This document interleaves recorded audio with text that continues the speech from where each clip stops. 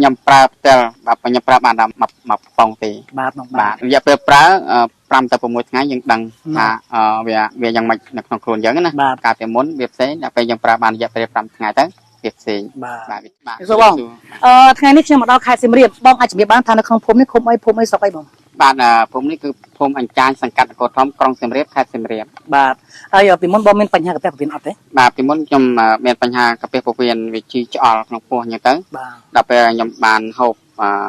ឆ្នាំនេះទៅវាធូរជាងមុនបាទអស់មួយកំប៉ុងហើយ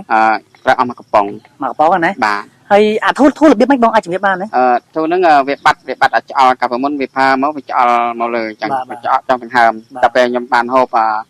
ឆ្នាំនេះទៅវាបាត់អាផើវាបាត់អាចឆ្អក់ដែរបាត់អាចឆ្អក់បាទនេះហើយបងប្អូនគាត់គឺជាអ្នកជំងឺផ្ទាល់ហើយអញ្ចឹងខ្ញុំបាទអត់មាននិយាយច្រើនទេដោយសារតែឆ្នាំនេះផ្ទុះខ្លាំងហើយបាទដំណើរការទីផ្សារយូរហើយឥឡូវយើងសូមមកធ្វើជាបន្តទៀតដើម្បីចែកជូនបាទទៅដល់បងប្អូនទាំងអស់គ្នាដែលមានបញ្ហាកាពះពោះវៀនបាទដែលមិនដឹងប្រើផលិតផលដែលត្រូវជាមួយនឹងថ្នាំរបស់យើងនេះគឺបកកែខ្លាំង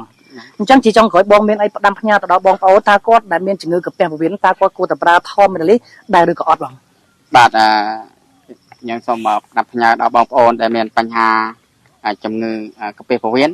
អាចពិសាឆ្នាំនេះទៅ